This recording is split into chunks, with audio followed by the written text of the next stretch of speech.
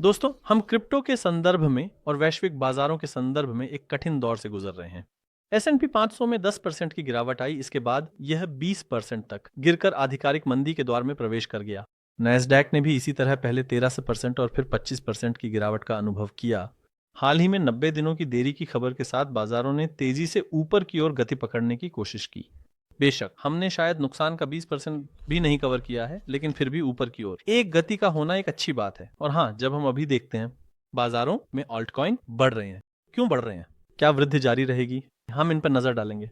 Binance का नया launch pool है, वॉलेट कनेक्ट। हम इस नए लॉन्च पूल को देखेंगे, ये कितना लाभ देता है, हम इन पर नजर डालेंगे। पिछले एक महीने में दोस्तों 3 लॉन्च पूल 3 शॉर्डलर एयर ड्रॉप SARTG यानी वेब3 पक्ष में 100 रुपए से भी पूर्व बिक्री आई। BNB रखने वालों के लिए लगातार उपहार आते रहे। हाँ, ये पहले जितना लाभ नहीं देता। बाजार बहुत खराब है। वास्तव में प्रदर्शन के रूप में वही है। मैं इसे भी दिखाऊंगा, लेकिन बाजार ज्यादा लाभ नहीं दे रहा है क्योंकि बाजार खराब है, इसीलिए ये पहले जितना लाभ नहीं देता। फिर भी मैं ये कह सकता हूँ, ये बहुत बार आता है। ये भी एक अच्छी बात है। इन पे नजर डालते हैं। चलो हमारे वीडियो की ओर बढ़ते हैं।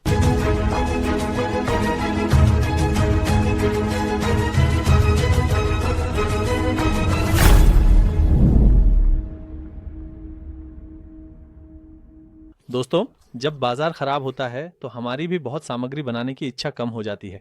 आपकी देखने की इच्छा कम हो जाती है और हमें फंडिंग की जरूरत होती है।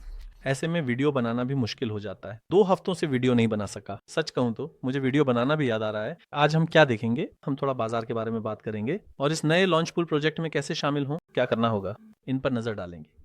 अमेरिका का दुनिया के साथ एक व्यापार घाटा है। लगभग $800 अरब का वार्षिक व्यापार घाटा है। ट्रंप ने इस घाटे को कम करने के लिए टैरिफ यानी कस्टम ड्यूटी की घोषणा की।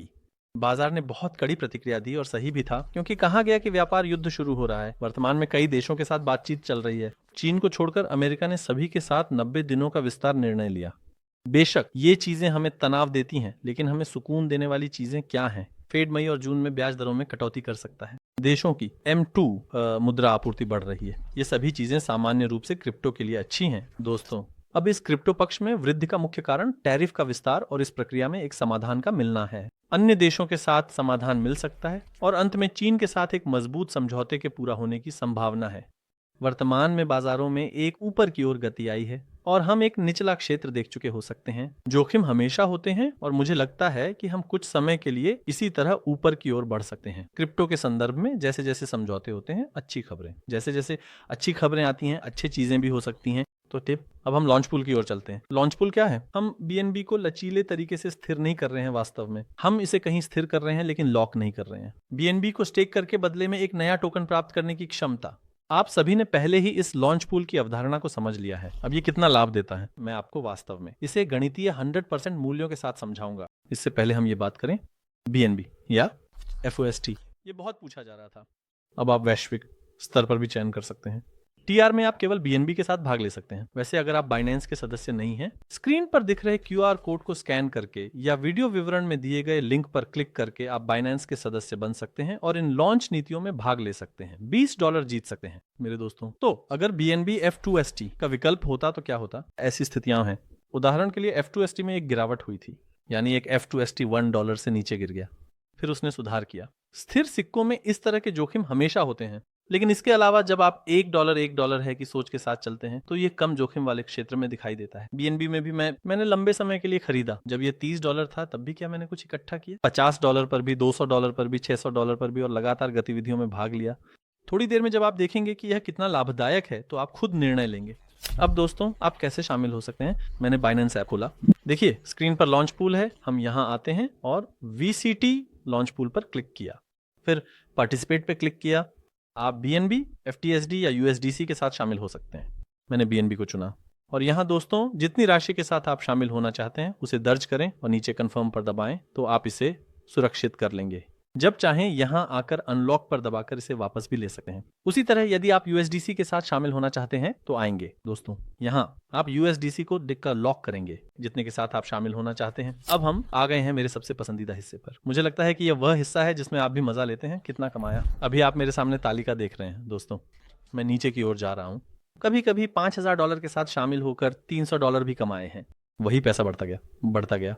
आप मेरी रणनीति जानते हैं, लेकिन जो नहीं जानते उनके लिए मैं शुरू से बताता हूँ। हमने $5,000 निवेश किए, 20.5 BNB खरीदे और $173 कमाए। इसके साथ हम अगले लॉन्च पुल से पहले BNB खरीदने गए और मेरे पास BNB की मात्रा देखिए 21.5 से 21.8 हो जाती है। दोस्तों थे $30, हम कमा रहे हैं, 22 BNB निकलता है। हम इस रणनीति के साथ आगे बढ़ रहे हैं। हमारे पास 29.9 BNB है और जब ये $5,000 का था अब ये $17,000 का हो गया है। क्यों? BNB की कीमत बढ़ गई है। लेकिन हम हमेशा एक ही क्यूमुलेटिव चीज के साथ शामिल होते हैं, यानी हम $178 कमा रहे हैं, हम $283 कमा रहे हैं, हम $77 कमा रहे हैं, हम $360 कमा रहे हैं, कभी कभी हम $450 कमा रहे हैं, कभी कभी $30 कमा रहे हैं।